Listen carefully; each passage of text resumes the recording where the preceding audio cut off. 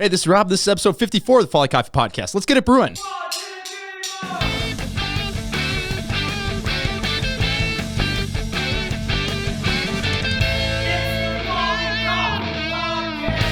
All right, we are going to switch up the format of the show today. This is going to be the first ever Folly Coffee or just coffee debate. I am here with CJ of Up Coffee. Hello, hello. And the format of today's show is, I think, we get lots of questions about different drinks, and there's a lot of misconceptions about drinks, and there's a lot of things that really annoy us about people's misconceptions with drinks. Amen. So the debate of the format of our debate is we've got a list of different coffee drinks in front of us, and then we've got a couple things we want to rant and talk about, and then we have another list of today it is different roasts and processing methods, and that's going to be the format of the whole show. We haven't done something like this before, but it's different, it's fun, and I've got some awesome audio drops that I'm excited to use today.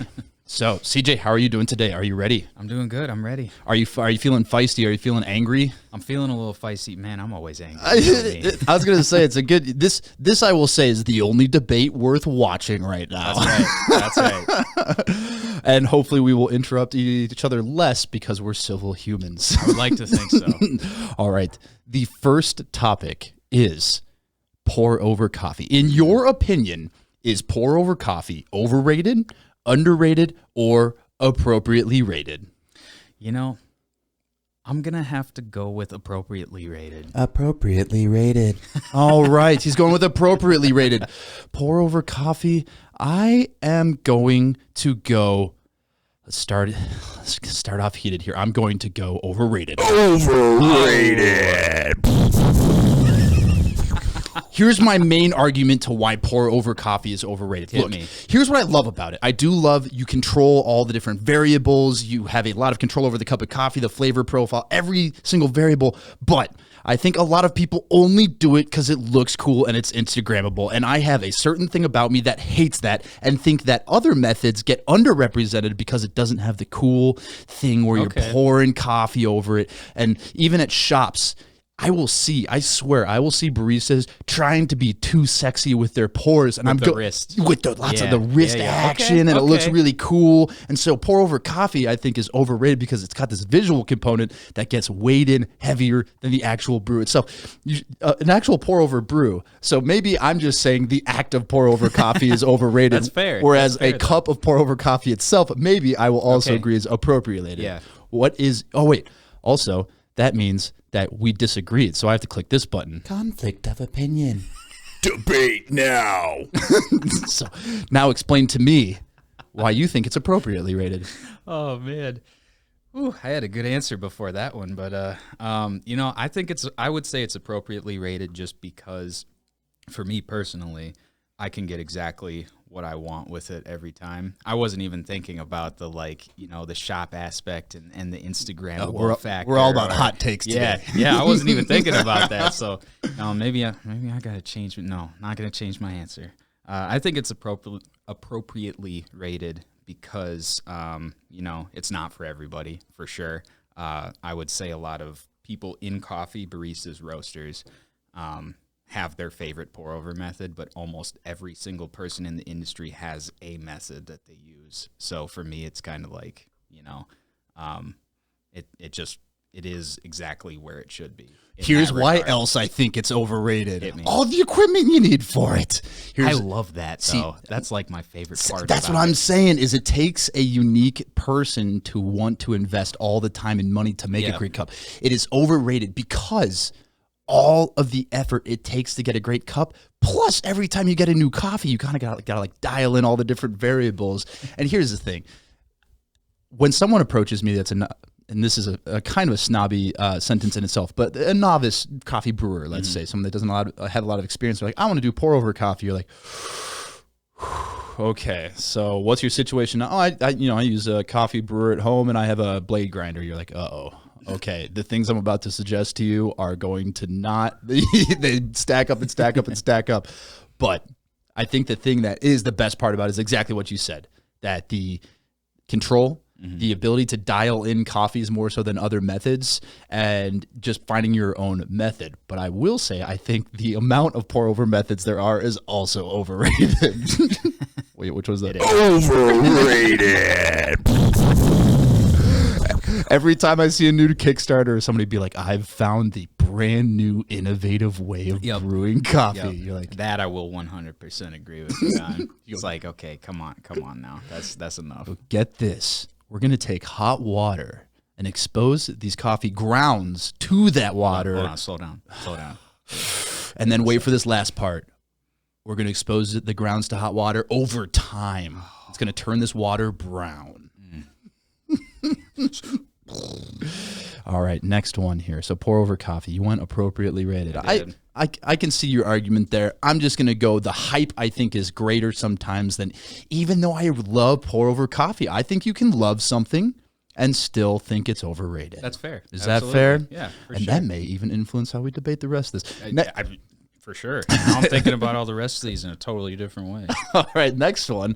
French press coffee. Coffee you make with a French press. For those of you listening, I don't know who it would be that doesn't know, because this is literally a coffee podcast. A French press is a full immersion method in which coffee is placed into a cylindrical, usually glass container, exposed with water for usually about 4 to 8 minutes, and then pressed down. The over-explanation of every single method is going to continue. Do it. How do you feel about French press coffee? I think it is underrated. Underrated. Yes. I 100%. am going to agree with you. Underrated. Yes. Agreement.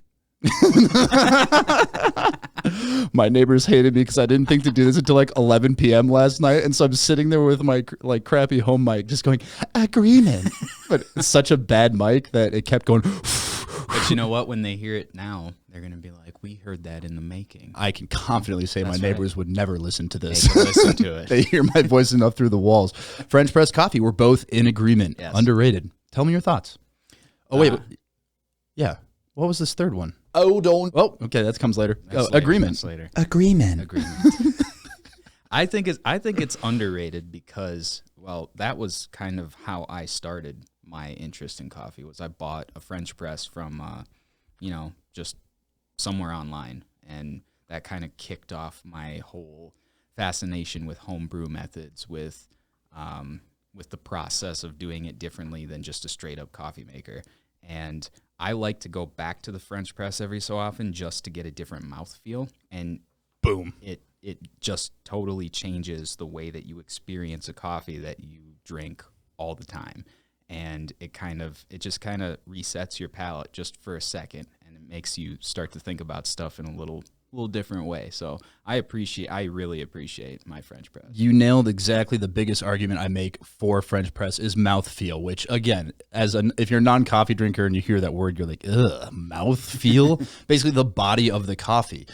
French press creates a full-bodied profile that you simply will not get from any filtered coffee. Yep. I've had coffees before that I just go, this is not working. It feels thin. The flavor is not there. You brew it French press, full immersion style. You get the full body. You want even some of those grounds left in it. Not even grounds, but fines can help certain coffees, especially if it's like a really sweet coffee, that if it's too thin. And then also just the ease of use. I think the only downside to French press, really, in my opinion, is the cleanup, which is annoying. You get grounds at the bottom of the cylinder, and you've got to kind of like dump it, and you can't dump it down the sink because you can't dump, so you have to like scoop out the grounds and kind of swash it and figure out how to get the grounds. That's the only downside. And again, going back to somebody's like, I've created a revolutionary, I've seen people with the French press where you can unscrew it and it's got the bottom, and I just don't know if I buy into that fully. It starts leaking over time and whatever it may be. French press, appropriately rated. No, I'm sorry, underrated, both of us. And I think that's the one that I go to way more than pour over coffee. If somebody's like, I want to start brewing better coffee at home, because even if you have a blade grinder, that's going to up the coffee. I always say buy a grinder first. That's like the first step of anything. For sure. But I think French press is an awesome way because you can control the time, you can control the temperature. Really, the only variable you're not controlling is like the water passing through it because it's full immersion. Yep. So that's really the only downside, I think, is the cleanup, in my opinion. And certain styles of coffee, I think, really like high acidity profile coffees I think they shine more in pour over. Right. Yeah. So something like our Weiner or like that geisha you gave me that you roasted at Up, like in pour over, that thing shined like crazy. Yeah. And then when you did it French press, it was like some of those get a little bit muddled. It's Right. not as clean of a cup. Definitely. So this is one that's next topic that is very personal to me within the last 18 hours of my life. I was making a Goodwill run and I found a Mr. Coffee for $5. And I was like, you know what? We could use a brewer for the podcast studio. And I said it'd be kind of funny to have people in for literally a coffee podcast. And the way we make coffee is a Mr. Coffee. What are your thoughts on a Mr. Coffee drip brewer? You know, before today, I really didn't have any thoughts. But I'm going to have to go with appropriately rated. Appropriately rated. I'm going to say underrated. Underrated.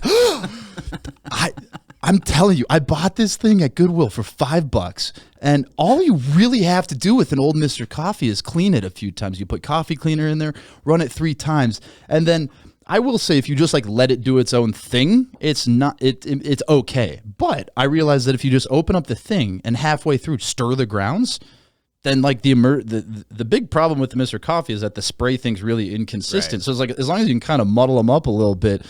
But I will say for $5, this thing is underrated. And for years I've been harping on like, oh, Mr. Coffee. Like, I'm not going to tell you no, but I'm like, hell, really, if you have a good grinder and a Mr. Coffee, the next step up in an automatic brewer where it's like SCA certified is going to be like well north of $100. Oh, yeah, for sure. So for $5, that thing is underrated. Why do you think it's appropriate? Because I am angry.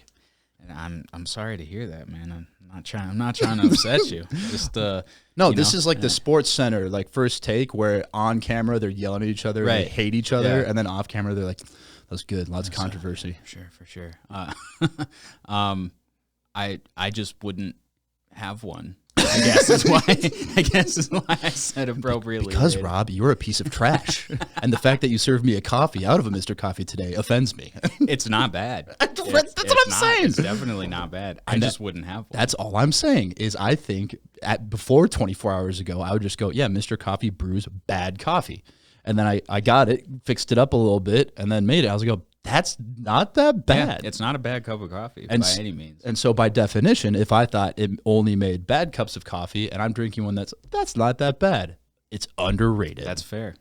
Did I convince you? Oh man, that's the last button I need. Is some sort of like I changed my mind. Yes, next time. next time to change my mind button.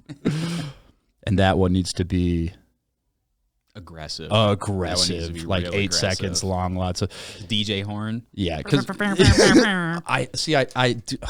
You have This one? is where I have one. I just don't know. Oh, here we go. Oh, how do I get to my button mode here? So if I go back here and I go to audio, that's not where it is. Headphones, definitely not it. Yeah, my buttons are in here somewhere. I just don't know how. Oh, here we go. So I can switch back and Yeah, that's right. and so I just need to reschedule that so for today that will be. So That'll you're be saying my you change. changed your mind? There we go. So what was it about my argument that made you change your mind? Your tenacity. You know what? In the debate world, that shouldn't be relevant, but I will take it today. I'll take a win. I'll take any win in 2020. Next topic here. Lattes. What do you think? I'm going to go with overrated. Overrated. I am also going to go Overrated. I had a sneaking suspicion about this one. I would Agreement. There we go. what would be your reasoning for lattes being overrated? You know, I personally don't drink milk. I don't, and I just can't appreciate a milk-based coffee drink because all I drink is black coffee. But CJ, what about alternative milks like almond or soy or oat? Yeah, nah, not my thing. Not my thing on any count. And that makes me weird because most people in our industry love lattes and love milk-based drinks. It's just not for me. I'm going back to my pour over argument here. Why this is overrated is because it has turned into the visual aspect of it has become. I'm talking strictly about taste here. That is why I love coffee and lattes. I am sorry. People like them because they're cool to look at. The latte art is sexy and cool and Instagrammable. But at the end of the day, like, first of all, the SCA definition of a latte is way less milk than the average latte. Absolutely. So if you're drinking 12 ounces of milk with a 2-ounce shot, with a 2-ounce shot, you're drinking like lightly espresso flavored milk. Yes. Which that's why most lattes end up having honey and flavor and this and that is because chocolate syrup and cinnamon on top, and come on, man. And so lattes, I think, are drastically overrated for that reason too. Again, I respect somebody who does a great latte art, but I've said this on a previous episode, the point of latte art is to indicate that this is a properly steamed beverage. Correct. All it's supposed to be is at the end of the pour, you show contrast between milk and espresso to show that this milk is steamed properly. That in theory, if someone's taking the time to steam it properly, they probably have good coffee preparation too. Now people are skipping the step where the espresso has to be good, and they're just drawing cool art on it and taking pictures and drinking charging $9. Which hell more power to you. You know, it is what it is, man. It's just not my thing. So this brings us directly into the next one is cappuccinos. And I'm going to split this into two because I was thinking about this because I used to work at a bakery where when somebody orders a cappuccino, they'd be like, I want it as dry as possible, which is the old school method. And then there's an actual cappuccino that's like your SCA, Specialty Coffee Association. So let's go first one. You're like what most people think of a cappuccino. Your extra dry cappuccino. Your thoughts? Way overrated. Overrated. This one is going to be obvious. Agreement. Overrated. I had someone come in and say, I want a cappuccino, extra dry, no milk. And my head exploded. Skirt. Because I'm like, hold on. A cappuccino is steamed milk. And so she watched me make it. And again, when you're steaming milk, if you hear the that means it's not being steamed properly. The only way to get those extra quote unquote dry bubbles is just slowly moving the pitcher down and down and down until you turn 2 inches of milk into 10 inches of froth. And it's just the entire time going and then you take a spoon because you can't even pour it because there's a little actually steamed milk at the bottom and you just scoop all that out of there. Yeah. And so in my opinion, when you order a dry cappuccino, you are paying a lot of money for air milk bubbles. Yes, that's right. That's right. Which sounds disgusting. It does. Would you like some milk bubbles on your espresso? Please. Only if it fills up this entire 12-ounce cup. What are your reasoning for a dry, old-school style cappuccino being overrated? Pretty much everything you just covered, but also I have not so fond memories of making those myself in my barista days, and I just always wondered why. And the worst one was when it was skim milk. So, I mean, anybody who has worked with steaming milk before knows that skim is notoriously difficult to get the actual consistency of. But then when they take it a step further and say, I want an extra dry cappuccino with skim, you just know that you're in for a session. That's for sure. You know what? This is not planned right now, but I'm going to go on a quick rant because this has inspired me. Hold on to your seats. It's ranting time. All right. So I would love to say that baristas never judge you on what you order. And for the most part, I am actually very true to this. I'm not going to judge you if you put cream. I'm not going to judge you if you put sugar in your coffee. You do you, boo-boo. You fill up your coffee how you want it to taste to your preference.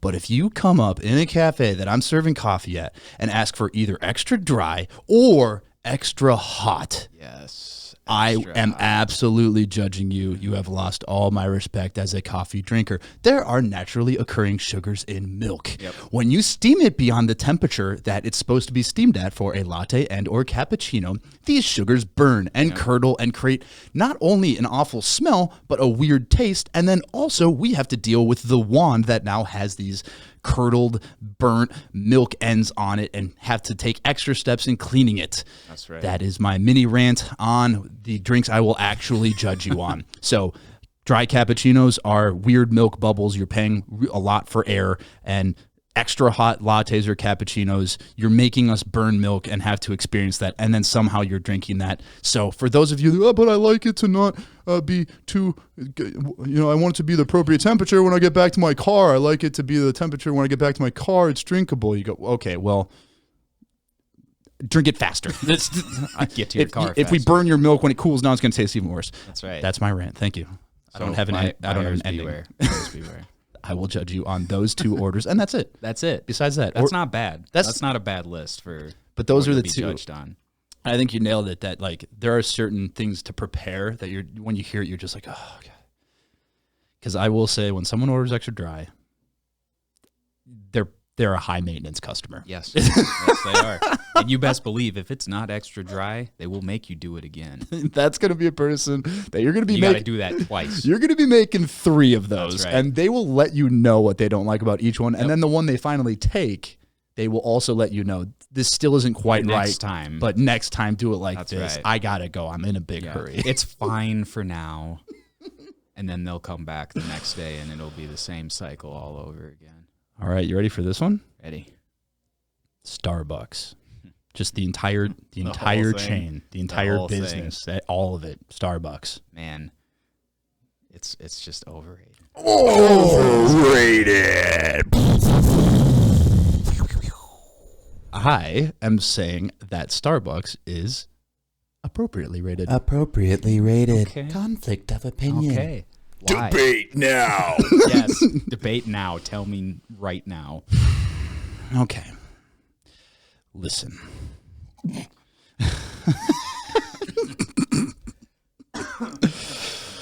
Listen, I get it. A black cup of coffee from Starbucks. It's not going to taste good.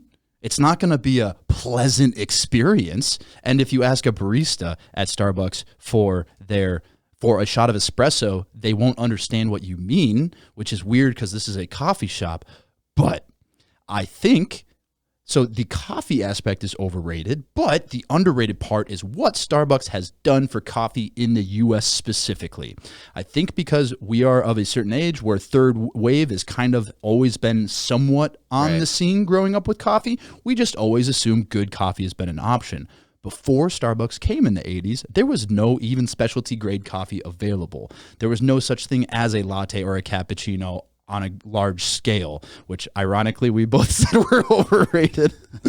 But, we never went to traditional cappuccino. We can go back to that. But on the Starbucks side, they really did bring cafe culture on a grand scale to the U.S. Now, the way they executed it is, I think, being improved by third wave style and the actual people roasting really high-end coffee. And Starbucks has kind of turned into more of like the blended drink purveyor. Right. But I think it's appropriately rated because their coffee program is overhyped. And yeah, like the brand loyalty to how good the coffee is sometimes blows my mind. And then the underrated side is the kind of the entry point it created for coffee in the U.S. that I would argue that I don't think third wave exists without Starbucks. Okay. Because it was literally the second wave. But like I don't think a lot of roasters would be doing what they're doing if it wasn't for Starbucks coming in and paving the way. Sure. What are your thoughts as overrated? I would say my opinion on that solidified when I went to the Roastery Reserve in Seattle the first time, right? So we're there for the SCA. So for people listening that don't know, Starbucks, they created these mega cafes, roastery reserves, like multi-floor, all the top, like cool, sexy stuff, everything you could possibly imagine. It's like Willy Wonka of coffee. I was just going to say, there are tubes that go all across the entire warehouse space that take beans from one point to another. There's a giant roaster in the middle of it. There's, 3 or 4 different coffee bars set up that you can order at and get drinks at, and everybody's got their nice fancy leather aprons on and taking orders on the iPads, and it's impressive. It's like the Apple Store of coffee, right? But at the end of the day, it's still Starbucks. So It's I like ordered, it's like if Apple stores sold burner phones. yeah, basically, yes, I like that a lot. That's exactly what it's like. And I was impressed by just the vast, like, being absorbed in what this place is and where we are. We're in the middle of Seattle, and there's this giant multi-million-dollar facility just showcasing all this cool stuff. So I tried a barrel-aged coffee there. It was a Sulawesi that was in a gin barrel. Instantly, I'm like, hell yeah, let's do this. And it was something like $8 or something. I'm like, whatever, you know. Yeah, I'm at the reserve. Yeah, whatever. Let's try it. It's right from the source. And I have been experimenting with barrel-aged coffee myself. So a gin barrel at that point, 2 or 3 years ago, I had not been able to get my hands on one. So I was super excited to try it. I got it, and it was just awful. It was disgusting. It was one of the worst cups of coffee I've ever had in my life. And that's because it was burnt. It, like Starbucks does with all of their coffee. It was just, they roasted the hell out of it. You would not have been able to tell out of a lineup of 5 for $1,000 which one was in a gin barrel. You just wouldn't. You couldn't even tell it was a gin barrel. No, but it came on this nice little wooden board, and it had this nice little card with the description about the barrel and the bean and all of the information about everything. I mean, that card was probably $3 to print, right? So there's 3 of my $8 of what I paid, and then it came on this wooden board, and I was pissed. I was pissed the whole rest of the day. You know what? I had a thought, and I've changed my mind. I'm joining you. Overrated. And here's why. Is in a way they did pave the way for third wave, but the thought I just had as you were talking is they paved the way because people tasted that coffee and said, this is not as good as coffee can be. Right. And so in a weird, they inspired the third wave, not that they welcomed the third wave. And the reason I changed my mind is, as you say that if someone's going to pay that for a cup of coffee, and they're telling you this is the best cup of coffee you can find in the world, it's at the Starbucks Reserve. And if you're paying for that coffee and you're going, this is going to be the best coffee, and you taste it and go, this isn't that good. And then also as you're tasting coffee side by side and going, these aren't that different. Right. Then when you and I come along and try to explain an actually really nice high-end coffee and explain the flavors in it, they're going to go, no, I've done the reserve tasting. Yeah. All those tasting notes are bogus. Yep. All the stuff side by side. I'm going to stick with my standard cup of coffee that I get and never going to explain. So for that reason, I'm back to overrated. So I will say that they inspired the third wave in the same way that a wolf inspires a rabbit to run. Amen. Amen. Back to cappuccino. Yes. Traditional style cappuccino, really similar to a latte with a bit of microfoam. Yep. And is it smaller? Technically, a smaller. Yeah. It's a smaller amount of milk. Yep. What are your thoughts on cappuccino?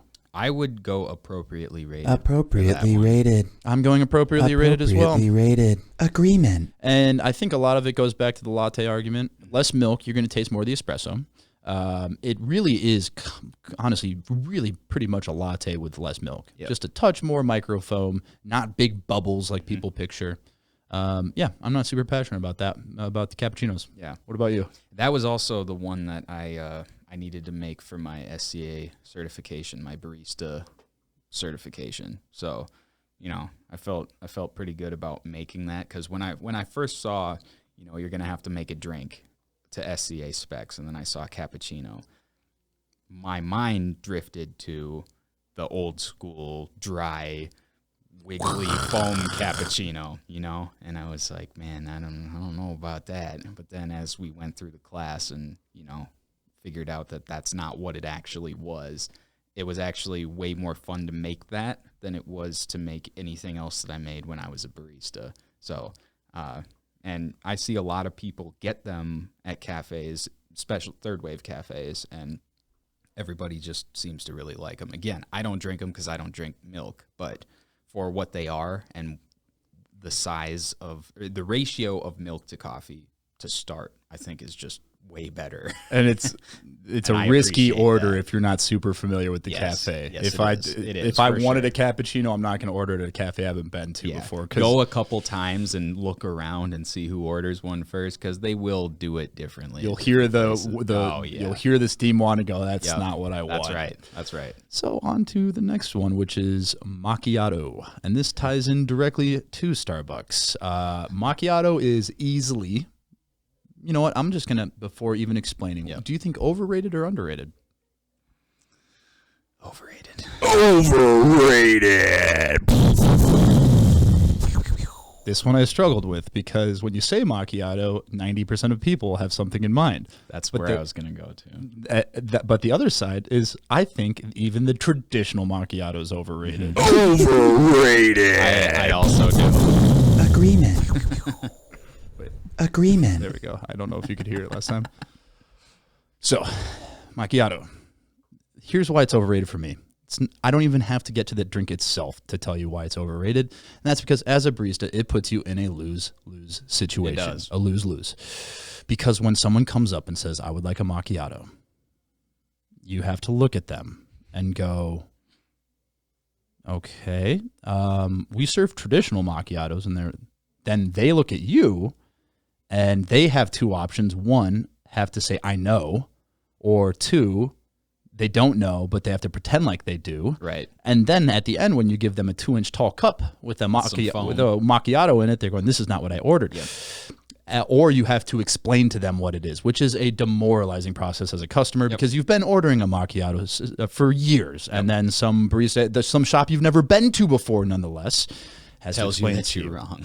So for those of you listening that aren't following along what we mean, a macchiato by SCA standards and really anywhere in the world besides America is espresso with a dollop of milk foam on top. So picture a shot of espresso with like a small white circle of milk foam on the top. Macchiato, Starbucks goes, that's a sexy word. We could use that. And they take one of their frappuccinos loaded up with caramel and call it a macchiato for some reason. In a 16 or 20 ounce cup. In a 16 or 20 ounce cup, literally 10 times the size of a traditional macchiato. Basically just like a super sugary caramel latte. I would pay to be in the meeting where they had that discussion. Yeah. Where they're like, we're a coffee company.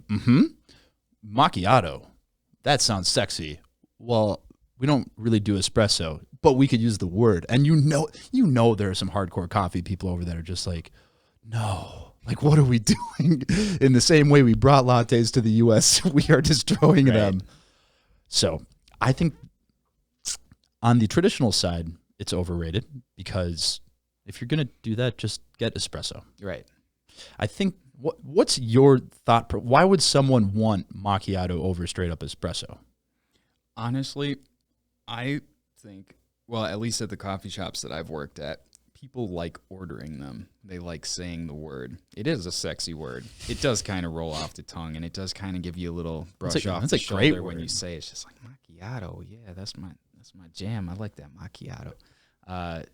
So I think that people get that, and then there's still enough foam, enough milk where it's not like just straight up drinking a shot of espresso. Because a lot of people don't like espresso, but they like to go to coffee shops and order the espresso drinks.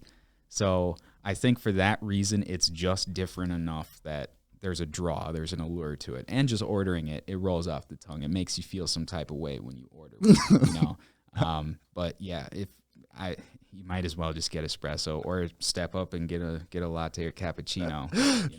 That is the order where somebody's like, oh, I'll take a macchiato. Yes, they make my favorite drink here. It's a macchiato. If you ever had one before. And that's the person that wants to correct the person they're with. That's like, you drink macchiatos? And they're like, oh, no. They serve traditional macchiatos here. The traditional kind. So the same thing that puts the barista in an awkward situation, the person that orders the macchiato is the same type that wants to correct somebody.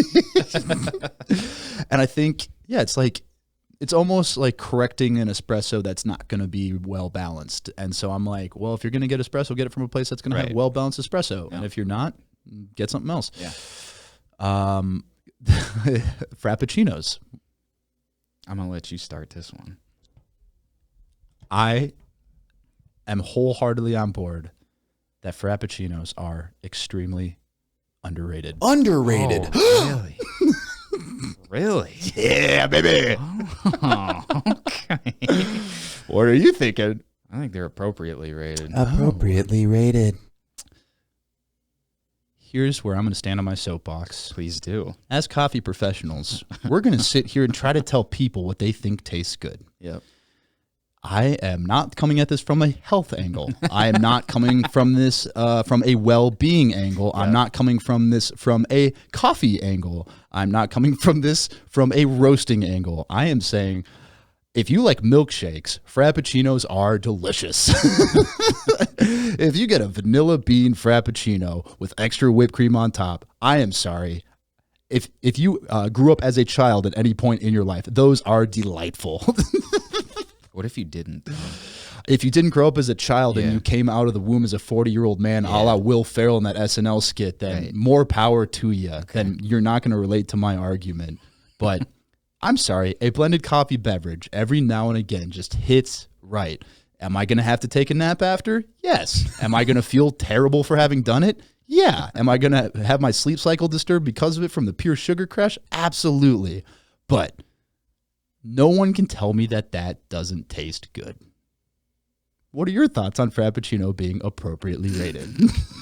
Man, I think it is what it is, you know? And if you're looking for a bunch of sugar in a beverage, then that's exactly what you should get, and that's exactly what you're going to get. You're not going to get coffee, you're going to get sugar. And for me, with drinks, I do not like sugary drinks. It's, for me, if like, even with liquor, I will take liquor in a cup neat before I have an old fashioned, for the most part, just because there's other stuff in it. When you add those sugars into a drink, for me, it throws it off. And it's just not.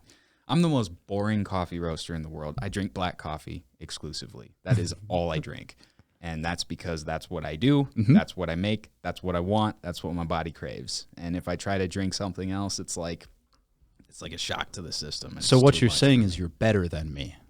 That's not what I'm saying. That might be That's what you're how- hearing. that's how I'm might hearing be what it. you're hearing, but that's not And what I'm saying. This is my truth, and I'm going to express this to you, that do. I am very hurt that you're telling me I'm not as good as you because I think a Frappuccino is delicious. I'm sorry And you're hurt. I will have one every few years.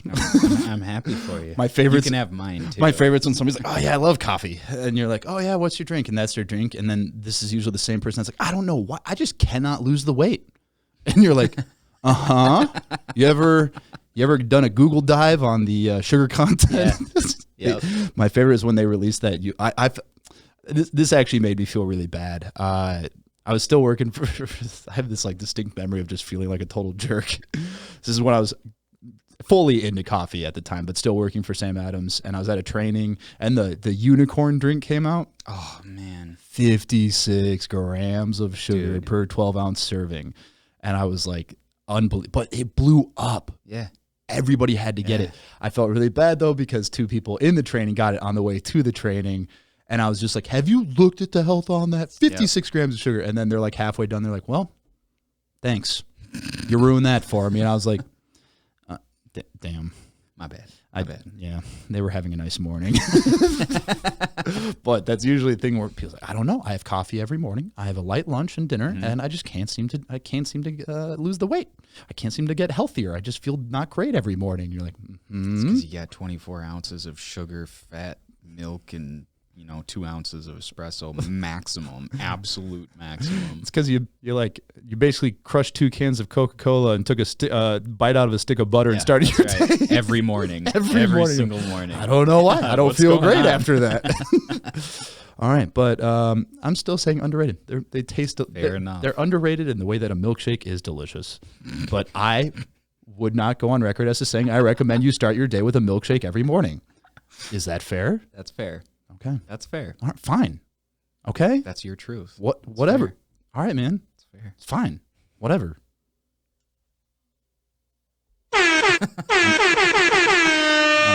No, I meant to click this one. There we go. There we go. Or what's sad trombone? I like good. that one. That would be good. It's like the soundtrack. Okay, for do my these crickets stop? Yes, they do. Okay. Next one here. Well, I'm gonna swap these around because I want to end on one. Sure. Gibraltar. I am going to say a Gibraltar is underrated. Underrated. What are you going to say? Overrated. Overrated. Conflict of opinion. Debate now. In the same way that somebody ordering a dry cappuccino makes me lose respect for them as a human, really. Everything how am I to trust you in anything that you value if you are ordering a dry cappuccino? A Gibraltar is the opposite. If someone comes in and orders a Gibraltar, I go, dang, this person is sophisticated. This person is classy. This person has many leather-bound books in their home library in which they don't have a TV because they only read. With the ink and quill. Yes. That kind A of thing. Gibraltar is espresso with 2 to 3 ounces of milk. I think if you're going to enjoy a milk-based beverage, this is the one to do. It is little enough milk that the flavor profile of the espresso is still able to shine through in a capacity, and it is more liquid overall than an espresso, so you still get a little bit of that beverage experience. You still get to sip on it and enjoy it over some length of time. Mm-hmm. And so that is why I think a Gibraltar is a very underrated coffee beverage. Do you think it doesn't get the respect it deserves? That is correct. It does not get the respect it deserves, and I think that is shown by the fact that nobody knows what it is in the first place. I had to Google what it was called because I was like, what is the one that I could have sworn there was one in between cappuccino and espresso. I had to Google it and then double check the pronunciation because it starts with a G. Yep. Yes. It is underappreciated. It's not commonly found on menus, but I think if you're going to do a milk-based beverage, and there's every once in a while where I go, you know what, espresso sounds great, but I also want to sip on this and enjoy it a little bit. I think it's underrated. I forget what you said. Did you say overrated? I said overrated, yes. Overrated. Go ahead. I just think there are too many, man. I think there are too many milk drinks. There's just way too many milk drinks. That's just another one with a different ratio and another thing, and I'm just like, man, just get the espresso. Or just get the milk, or just whatever. So you're saying we shouldn't add a milk drink that's more milk than a latte? That's what I'm saying. Yes. This is a 24 ounce with a half shot of espresso. For me, I'm just like, I don't know. Working in coffee shops for so long, of course, the customer's always right. They like what they like. More power to you. Like what you like. But now as a coffee roaster, I want you to just drink the coffee. That's all I want. I just want you to drink the coffee, you know? So you're trying to tell me what to do now? Yeah. You know what? I wasn't before, but now I am. So you're calling me stupid, and now you're telling me... I forgot I did that earlier, yeah.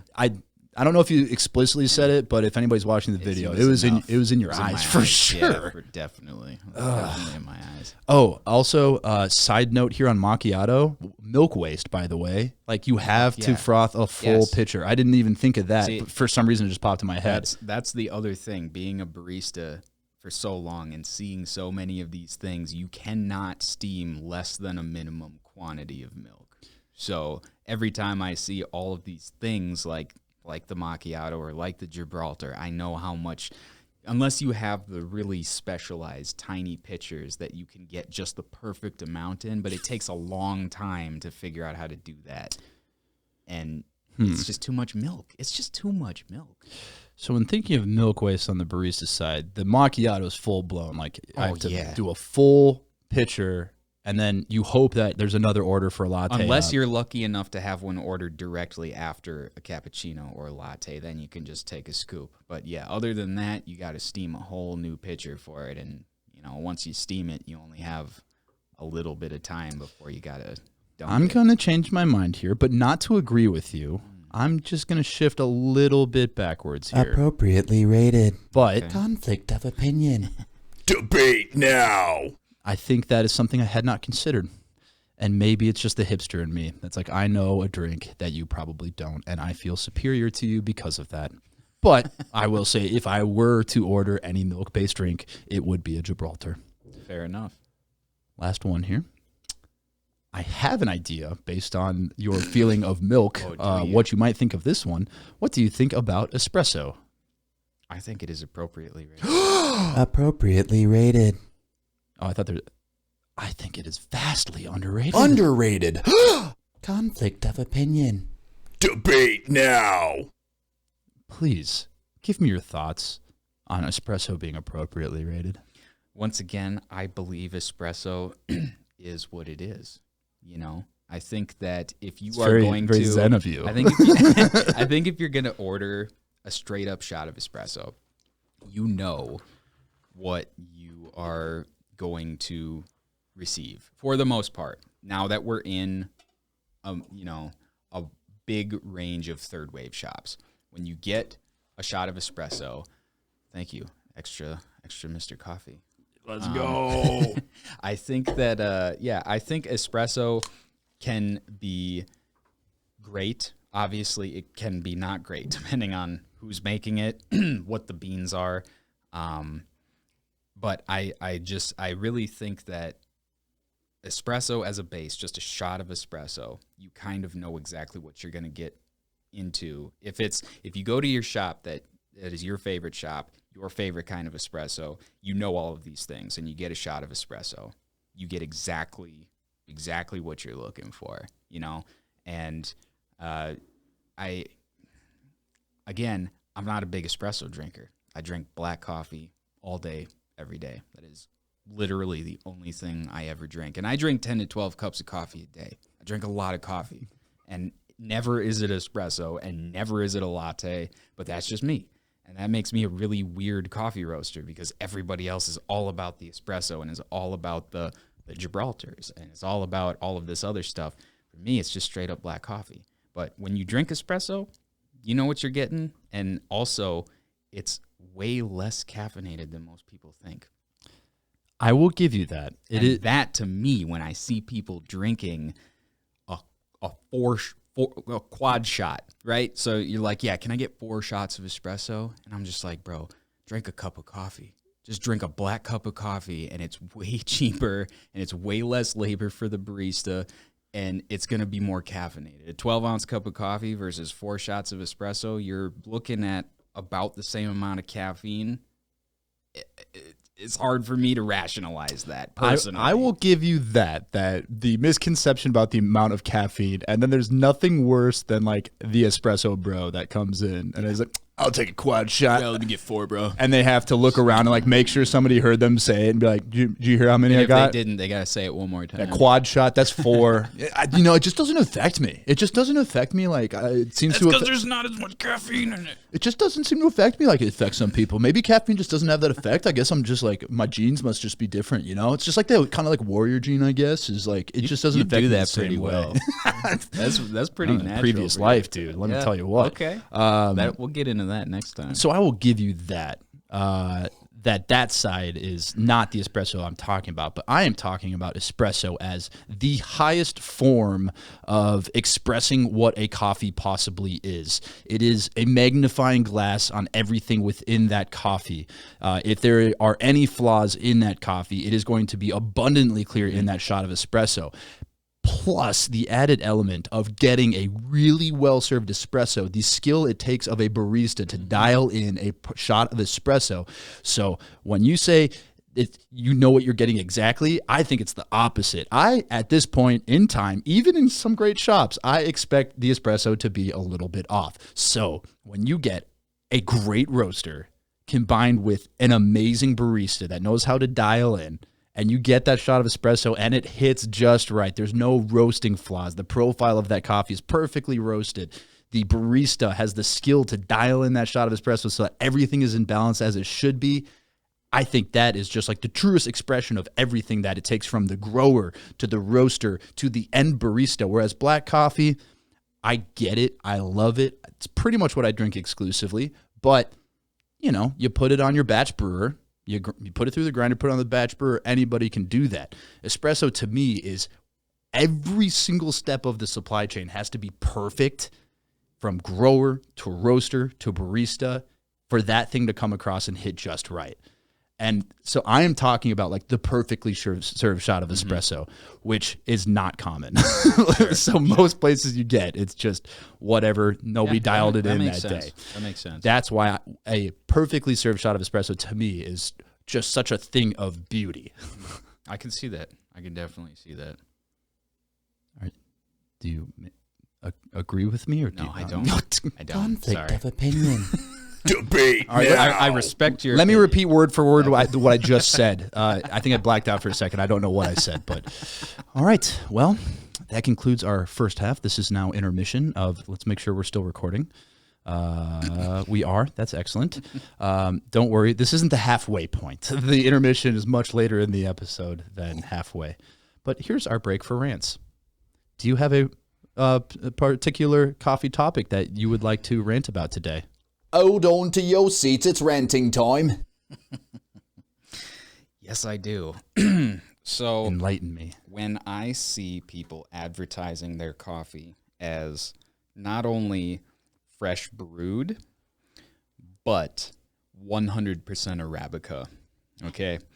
Now, those two things in this day and age of coffee, where we are as an industry, where I am as a professional, those things shouldn't even need to be advertised. Those things should be 100% just a given. So when I see, and you usually see that on like gas stations and other places, but I have definitely seen it advertised in the window of some shops on my way up north to Lake Superior. And as I get more into central or southwestern Minnesota, I see that a lot, like fresh brewed coffee, 100% Arabica, and I'm just like, man, if you went to a steakhouse and they said fresh cooked beef, 100% beef, you'd be like, well, yeah, I'd sure as hell hope so. Like, I wasn't even thinking about what else it could possibly be because that's just a given. Fresh beef, 100% You know what I'm saying? It's just like, I just don't. I've been looking for that button for like 2 minutes. And again, people who aren't in the industry, you hear 100% Arabica and it sounds exotic, and you're like, ooh, that sounds great. I drink 100% Arabica. What do you drink? It's like, I hope so. I certainly hope so. And for those of you that don't know, Arabica and Robusta are the two kinds of coffee trees. The coffee is actually just, the bean itself is the seed inside of a piece of fruit. So I guess we probably should have started with that. You've been over this before at some point. Again, if you're listening to a coffee podcast. I don't need to go into all that. But yeah, Robusta is just not good. And if you're getting a cup of black coffee, you should not expect it to be anything but Arabica. Even if it's not high quality Arabica, it definitely should be Arabica. So thank you. That's my rant. I felt that in my soul. I appreciate you. Especially because when COVID hit, digital advertising went up like crazy. Yeah, absolutely. And so I'm sure that your social media advertisements are all coffee, as mine are, because it's all we search. Yep. And it's the same ad with a different bag, a different brand on every single advertisement you see. We roast fresh and ship directly to you. Uh-huh. Cool. Great. Like, as opposed to shipping indirectly to me or like letting it sit around for a few months before shipping out and 2 months, and then we ship it to our guy who then ships it. This I think this goes back to me agreeing with you more about Starbucks being overrated. Is they brought awareness about Arabica coffee to the U.S., but then they made it the flagship thing to promote. And we make steaks, 100% beef. And you're like, What else would it be? And I had this weird thought in the grocery store the other day of how many times you go up and down the aisles and how many packages say like, with real this or real that. Chicken. And I'm like, real chicken. Like, what? Wait, How so else would it? we're at a point in our food system that something being real is like Advertising worthy. it's a good point to make. Like, yeah, this isn't fake anymore. Right. I was like, like a Burger King commercial just came on yesterday, and it was like, we now don't have any artificial food coloring or preservatives to make our burgers look better. It's all real. And I was like, what have you been doing? Been eating this for 20 years. What's in my system? All right. Yeah. Well, I've got something I want to address. Hold on to your seats, it's ranting time. Hit me. Listen, I get it. You go to your favorite shop or a new shop, and you want to be nice. You want to try to maybe brighten that barista's day and not be a Karen. Be the anti-Karen. Be fun. Be joking. Spark conversation while you're ordering your coffee. Do not use a joke if there is a 99% chance that the barista has heard that joke 1,000 times in their life already. This person is serving hundreds of people a day, and they're working there 5, 6, 7 days a week. So in theory, they are seeing between 500 to 700 people a week, at least. So if you came up with a joke, or even worse, if you heard somebody say a joke and say, I'm going to repeat that, there is a high likelihood the person has heard that joke. Let me give you an example of one. The place I used to work at was also a bakery with delicious baked goods. Customer comes up, and hi, what can I get for you today? How about one of everything? And then I am put in a position where inside I am aggravated and annoyed that I've heard this already 9 times since 5 a.m. this morning, but I have to laugh because I want to create a good experience for you. And that's our goal as a barista when we're serving, is to create a good experience. How about one of everything? What would you really like? Okay. Oh, so just a coffee, none of the things. Oh, so none items, none bakery. So none of the opposite of what you said when you came. Okay, great. There's a line of 9 people. Thank you. Have a wonderful day. That would be an example then they of don't one. tip. And then they're like, I don't need to tip. I just got a cup of coffee. I just made their day. Yeah. I don't need to tip. I just made that barista's day so much better. Joke was my tip. The humor You're I welcome. provided. You're all welcome. Everyone that overheard. Feel you're free to all use that welcome. next time you're Yeah. in here with the same barista. I'm trying to think of any like other ones. What size? Do you have anything bigger than a large? It's one of those days. Am I right? You're like, because it's the caffeine. Because there's a button on the register I have to push. So could you tell me which one to push? Because the caffeine blocks the adenosine receptors in your brain, making it so that you don't get tired as easily. That's you have to be productive today. That is my rant for that break. On to the last 6 of our topics, and these can be a little bit faster because they're all very directly related. The first 3 are going to be roast levels. Mm-hmm. The last 3 are going to be processing methods. So, light roast, overrated, underrated, appropriately rated. I would say that light roast coffees are underrated. Underrated. I haven't thought about this one ahead of time, and I thought it would come to me in the moment exactly how I feel about it. And I think what I'm going to go is appropriately rated. Appropriately rated. Conflict of opinion. Debate now. So tell me your thoughts on light roast and why it is underrated within the roasting spectrum of coffees. Well, as a roaster, I think that you can coax way more out of a coffee by not taking it past a certain roast level. And once you take it past that roast level, it's gone.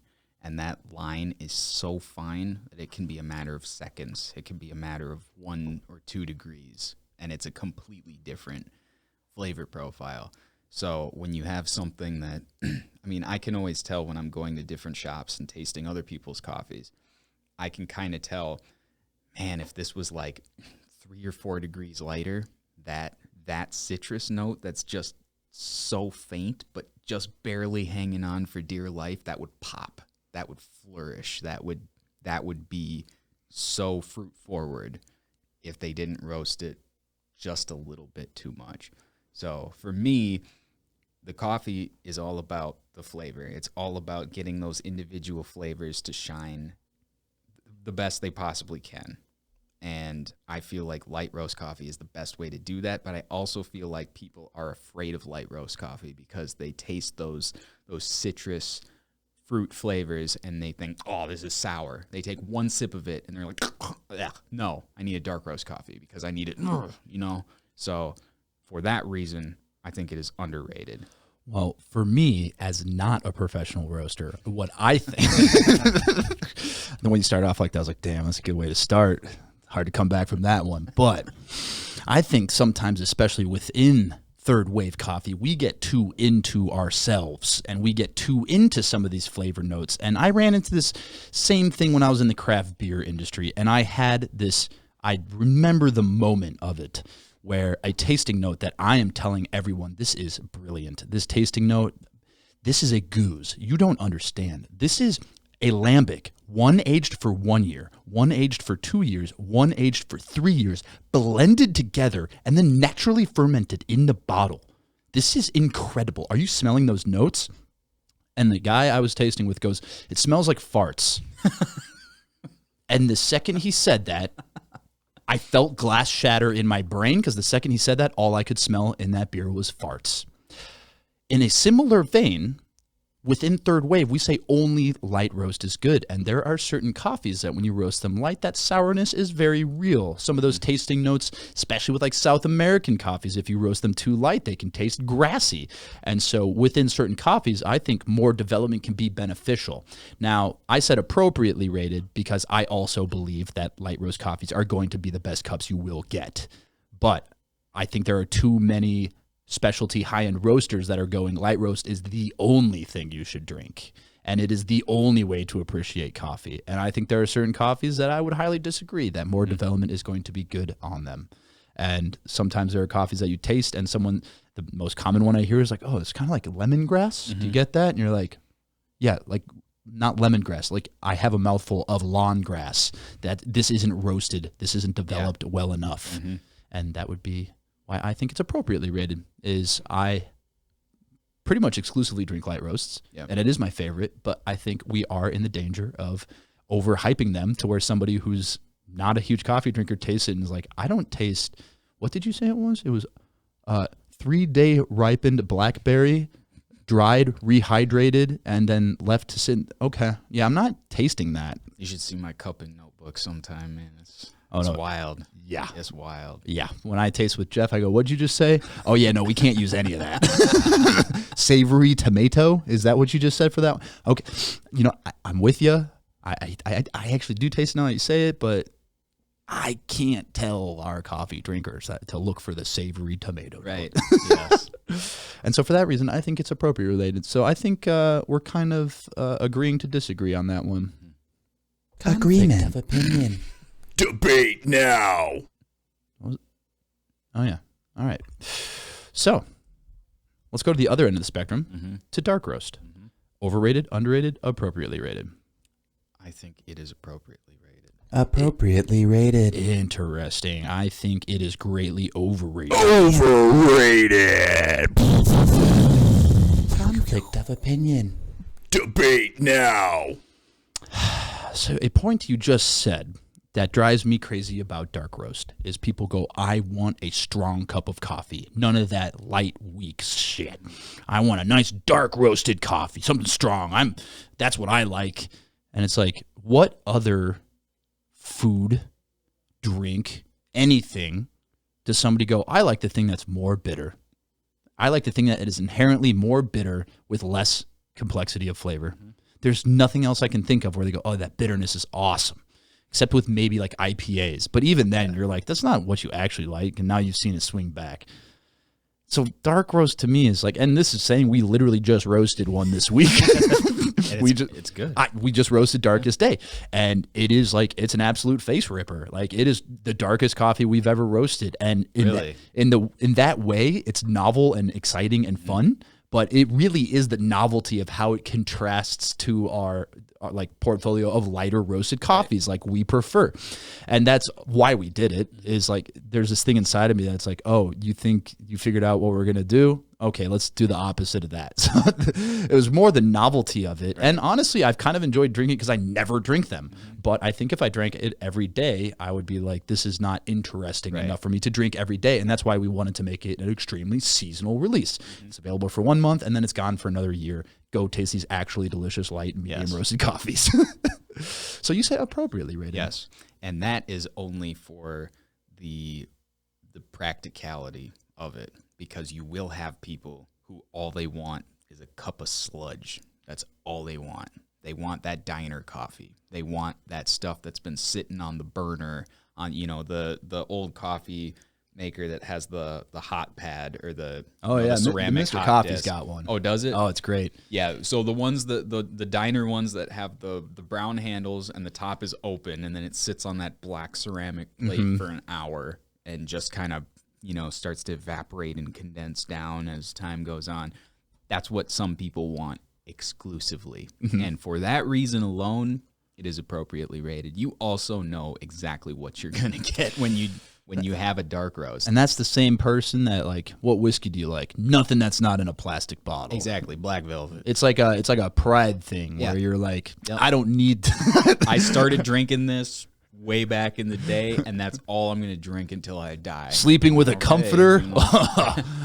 What is this world turning into? It's like the same person. You're like, oh, so it has nothing to do with the coffee. This is your identity? Yep. Oh, okay, That's I get right. it now. That's right. That's exactly right. And for that reason alone, as coffee roasters, you know, we have to consider that from a customer standpoint. There are certain customers that we won't get any business from if we don't have at least 1 or 2 dark roasts to offer, you know, and that's something that we have to take into account. It's something we have to consider. You know, I wish we didn't, but it is something that we do. So you guys sold out out and did a dark roast? No, we have a wholesale dark roast. you literally have to have one. Yeah, you do. Yeah, what we did is we're like, what do you like about dark roast? Okay, can we disguise this? Well, and here's the other weird thing about it is, so something that's very nice about beer. There's IBUs for bitterness levels. Yep. There are SRM for the color of the beer. Someone can write down a beer on a paper, show me the SRM, the IBUs, and the ingredient profile, and I can tell you pretty accurately what that's going to taste like. Yeah. Light, medium, dark, this is all subjective within coffee. And so Starbucks coming to you and being like, this is our blonde light roast, and I get some oily beans, I'm like, this is the darkest coffee we've ever roasted. Right. And that is where it gets interesting. So if you're talking like dark roast, like Italian, like those things are black beans, those are brutal. Yeah. But there are dark roasts just after second crack, which is like Darkest Day, where you go, oh, I'm actually getting some complexity in this. I'm getting some of those underlying tones. But I think overall it's overrated because when people say dark, they want that Italian. Yeah. It's just like you could take any bean and roast it to that level. It's all going to taste the same. Medium roast. What are your thoughts? You know, I'm going to have to say underrated. Underrated. I'm going to say underrated as well. Underrated. Agreement. I mean, I already kind of explained it with the light roast side, that there are certain coffees that when roasted to that level, you get some caramelization in the roasting process that creates an end cup that, here's the thing, light roast always will be more interesting in those first few sips, for sure. But I've had a lot of light roasts that you get to the last sips and it's not enjoyable anymore. It's like some of that acidity comes through too much, or like the novelty of that flavor profile has worn off. A really well done medium roasted coffee where you're basically just going to get more sweetness, a little bit more of that caramelization, and it's just going to be like a really like clean, simple cup. Yeah. And I think that is a very underrated thing, is just a cup where you're like, wow, that whole thing was great. I don't have 1,000 tasting notes about it. I'm not going to go blog about it. But gosh dang, it's good to get like just a really good solid cup of coffee. Yeah. I also think that it's a good starting point for trying to get a dark roast drinker to start going more towards the light end of the spectrum.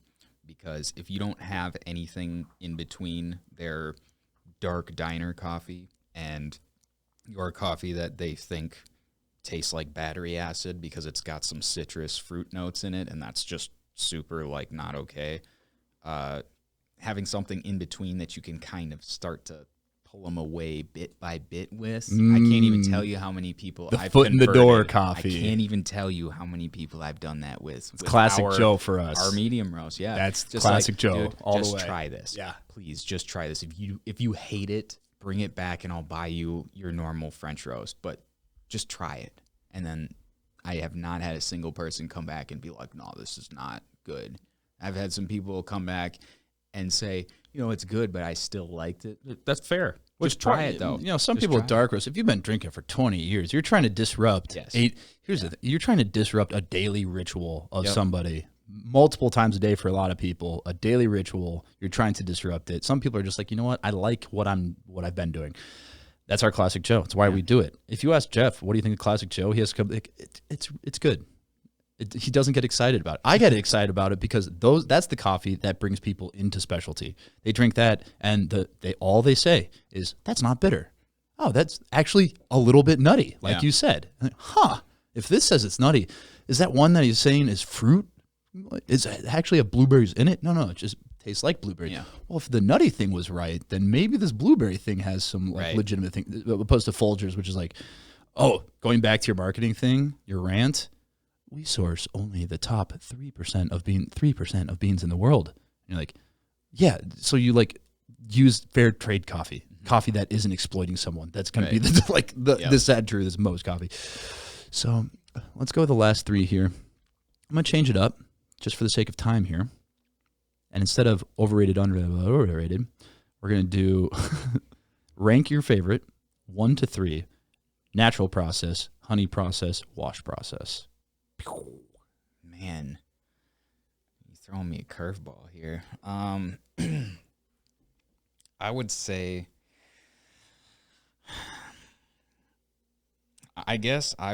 that natural process is my favorite. Interesting. Yes. And again, that's because of just all of the complexities within the acidity, within the fruit forward notes, there's just so much in a natural process coffee. And, the most common counter to that I hear is, well, it's just so intense that you can't drink it every day. Well, I'm built different.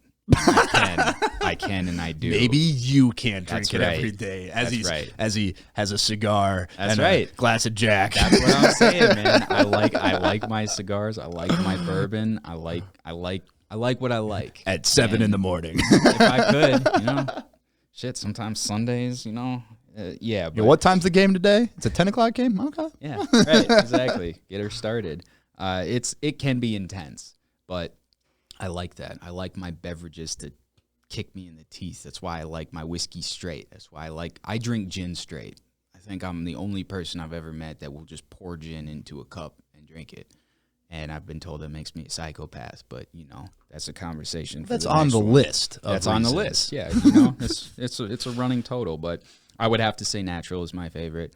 I really, really like honey process, but I would probably put washed second just for mass appeal because I've had a lot of honeys that were not the best. I've had some that were awesome, but I've had some that were just not the greatest.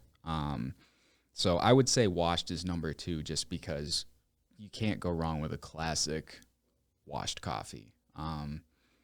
So yeah, if we were going like specifics, I would probably put honey at 2. But like if you chose a specific coffee of I hear that. But if we're just doing broad spectrum, I would say washed would be 2 and honey would be 3. But I do really like honey processed coffee. Agreement. I rank exactly the same for almost the same reasons. The whole argument with coffee, like people in coffee, including Jeff, by the way, is naturals. It's just like it's too much. You're not even tasting the coffee; you're tasting the cherry. And I'm like, back to my Frappuccino argument, but it tastes awesome. Yeah. Like, what does it matter how the flavors got imparted into the bean? It tastes awesome. And then also, we're talking about intensity of flavor as people that taste coffee every day, and we're looking for notes. We want a coffee that's challenging to find some of those intricate tasting notes. We want the ones where you have to, like, well, if you let this cool for an hour, and then if you get out your spoon and slurp it in a certain way, are you getting that apricot like I'm getting? Yep. Most people are letting it cool just enough so that it doesn't scald the back of your throat as you slug it in the morning. And so you need something like a natural to change people's perspective that, this guy's not BSing me. This actually tastes like blueberry. If you went to the Reserve and you tasted that and you're just a common coffee drinker, you'd be like, oh my gosh, this tastes way different. It makes sense that I'm paying more for it. And I think, much like a medium roast, that a natural, this is, again, I have a big affinity for them. It was my first cup. You know, the God Cup or the God Cup. Everybody, there's like this term in the industry, God Cup or God Shot. The first cup or shot that you had that changed your entire perspective. And I had that. It was a natural process Ethiopian Yirgacheffe. And I was like, what in the world is going on here? And so for that reason, I think it's like too many people are like, well, it's almost too easy to pick out that it's a natural. And you're like, but okay. But it tastes good. And then I go for wash with the same idea that, like, I think honey too. There's a lot of people processing coffees that just label something honey because they realize that it sells really nice. Because the word honey is sexy. So from a marketing perspective, I mean, there was pulp to natural. The term just went away in the past couple of years. Did you notice that? It started to make a resurgence with some of the new SCA class protocols formats. But I just, all of a sudden, there's no pulped natural coffees available. And I'm like, what happened? They're like, they're honey now. I'm like, oh, they changed their processes? Nope, exactly just the same, but it sounds way sexier. But in all of the courses themselves, they are not referred to as honey. They are referred to as pulp natural. So from like the professional certification standpoint, that's the term. But that's not what sells because people hear pulp and they're like, ugh. Yeah, and it's like macchiato. That's like, me as a roaster, I'd rather tell you that this is a honey processed El Salvador. So I'm just like, ooh, that sounds sweet and good. You're like, this is a pulp to natural, and you're like, oh, I don't like orange juice with pulp. I definitely won't like this. Next. All right. I am going, that's it for the debate portion of this episode. We're going to end with another rant. Do you have another topic I do that you would like to cover? Would you like to go first or second? I'm holding a 1 or 2 behind my back. Which is it? 1. It is a 2. Okay. You have to go first. I have to go first. Okay. Hold on to your seats. It's ranting time. Mine would be when I have somebody who is asking me questions about what kind of coffee they should get. They're looking for my opinion on something. And, hey, what should I get? Well, what do you like? Oh, I kind of like everything. I'm like, okay, well, in that case, why don't you try this one? I send them to a natural process, like reading the tasting notes and, oh, no, I don't really like blueberry. And is this a light roast? I don't really like light roast. I'm like, oh, okay. So you like everything, but you don't like anything about the thing that I just suggested. Okay. Well, how about this one? So it's still a lighter roast, but it's not fruity. It's more chocolatey and peanutty. And, I don't really like Mexican coffee either. I'm just like, okay, what do you like? What are you looking for? I just like something that's really strong and bold and like robust, I'm like, oh, okay. So you like Maxwell House, right? That's kind of Maxwell House Folgers, something dark and bland and flavorless and carbonized to hell. Okay, yeah. You take that one then. You'll really appreciate that one. Don't ask me what I suggest and then I give you parameters to work with. There's a reason I ask you, because if you said that right off the bat, I wouldn't have suggested 80% of the things that I was just about to suggest. Oh, I like everything. For those that can't see me, I'm smiling ear to ear right now. When someone comes up, what should I get? Dude, I don't know you. Right. I don't know anything about. I have trouble suggesting stuff for people I know intimately. Yep. We're not going to serve something that we don't think is good in its own respect. Absolutely. So don't ask me what's your favorite. Right. You're like, oh, what? I probably don't like what you like. Mm-hmm. I don't know you. And then when you start getting into, I don't really. Take my suggestion. We got or don't. We got a bad review this week of somebody that bought our coffee. again, we described them. These are light roasted coffees. They're more delicate. They get it. Oh, it's a very more of a mild flavor profile. Not my preference. Gave us a bad review. It's like, okay, All right. cool. I feel that. This applies to everything. Don't go to a restaurant and say, what's good? Right. Oh, well, oh yeah, you're right. You should avoid the things that are bad on this menu that we put up. We put Everything except this. Yeah, we put bad things on our menu just so that we can tell you what's good. It's the exact same thing. Hey, just go like this. Hey, I'm thinking about a burger. Which is your favorite? Right. There you go. Okay, we're in a category. I can tell you my favorite. And I like to sit down at a bar with a bartender and say, what's your favorite drink to make? And that's what I will get. That is an entirely different way to phrase that. Yes. Because that person can answer that quickly and concisely. And then if the person doesn't like it, it's not this frustrating process. You go, that's my favorite thing to make. Right. I wholeheartedly agree. And I think that deserves a round of applause. I'll take it. Take it where I can get it, man. All right.